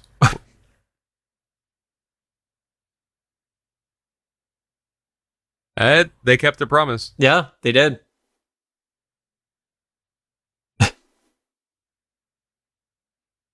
Nope. She's got ready. Wait, that's the cameo I want to see now in Deadpool 3 is Keira Knightley. Keira Knightley as Cable. Yeah. Okay, now I have my heart set on that. That's great. Yep. All right, well, I hope you had fun listening, maybe watching along with us.